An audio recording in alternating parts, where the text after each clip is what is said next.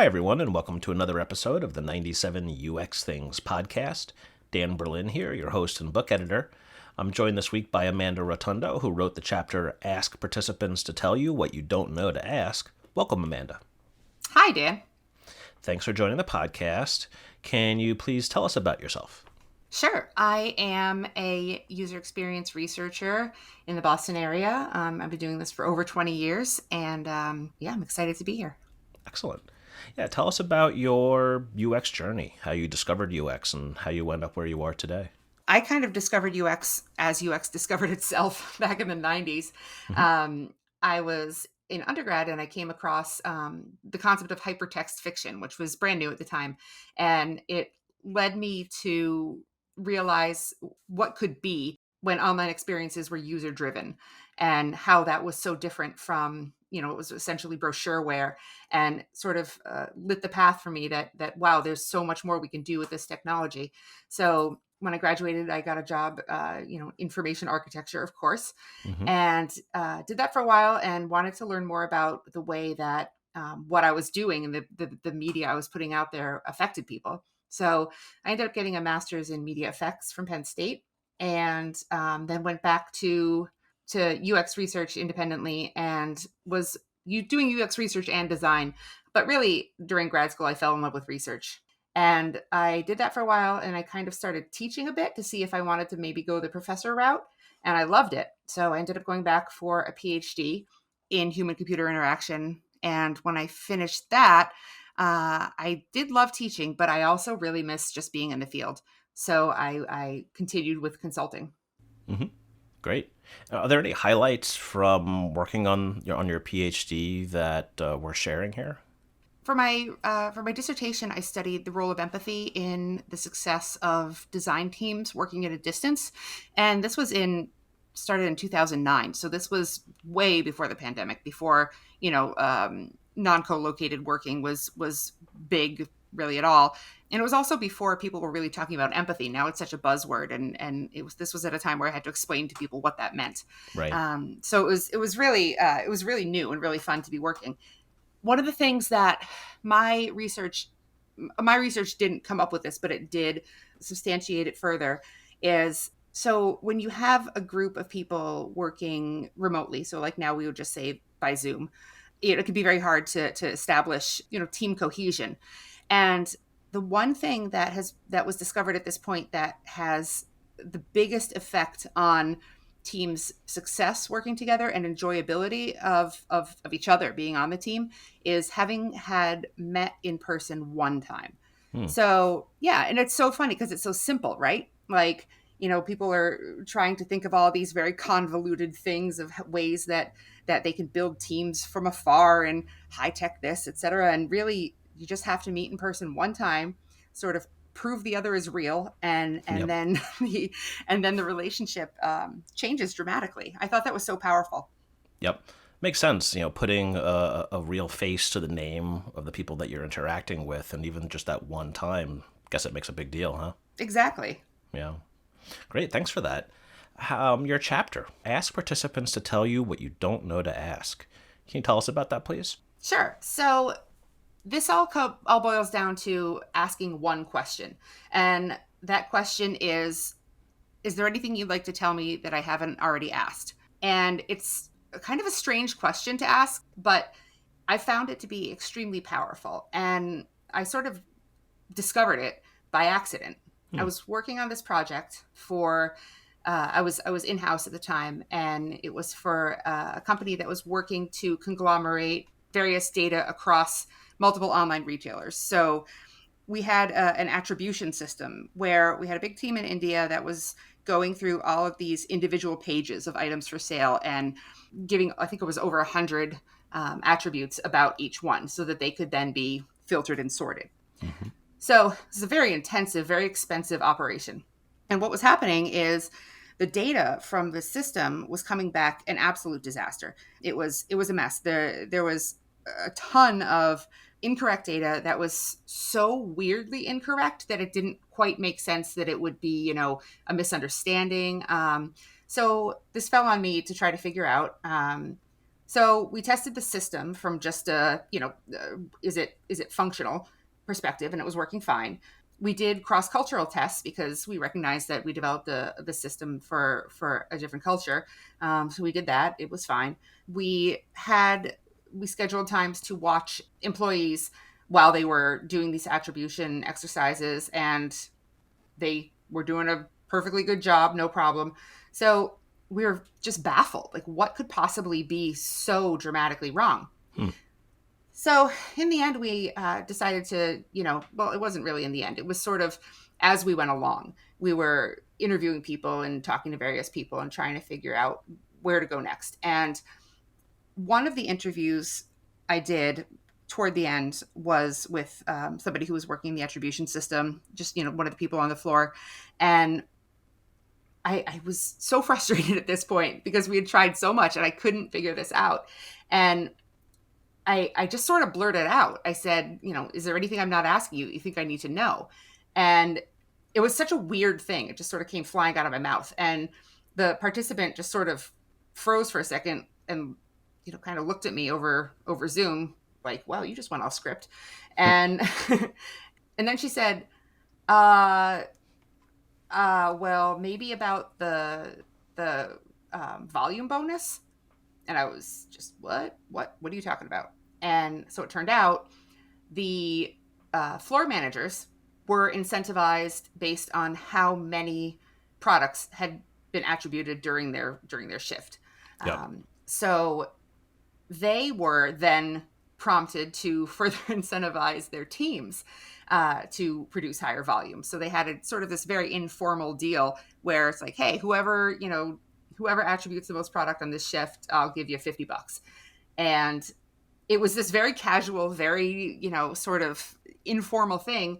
And what it did was it totally upended the system and made it so the people inputting the data were far more driven to just fly through and get as many as they could versus any concern for quality. Yep. So once we discovered that, we realized, well, the problem isn't the system. The problem isn't, the mechanics. The problem is the motivation. And we were able to get in and tweak that system, or tweak the informal system that had developed, Right. and solve the problem. That's super interesting. It speaks to a number of things. First off, how there are happy accidents when we are doing research, and when you have a question that just comes out like that, and it's a wonderful question. But it speaks to the fact that we don't necessarily know all of the things to ask when we go into an interview, and it allows the participant to guide us to the most important things. Right. And, one of the things I always think about with, what makes somebody a good UX researcher, what's sort of at the pith of that. And I think one of the most crucial characteristics is humbleness. You have to recognize that, yeah, you might be the one who knows how to ask questions and you might be the one who knows how to analyze data, but you don't know anything about the product that you're working on. And you're talking Yep. to people who know everything about it. So, being able to just say, look, I don't even know what to ask you, sometimes can result in some really great observations. Yep.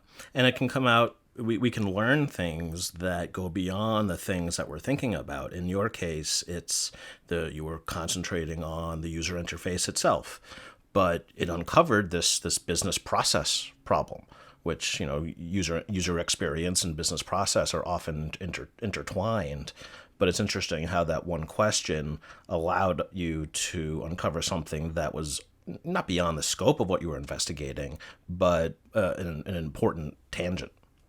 Absolutely. And I think a lot of the time we're set up to go into these projects a little bit skewed because, more often than not, when we go in to do usability research, user experience research, we're guided and sort of introduced to the project by the stakeholders who are most often, higher up in the company. Maybe they don't even use the system. I mean, I can't tell you how many times Right. I've had project owners who had never seen a screen.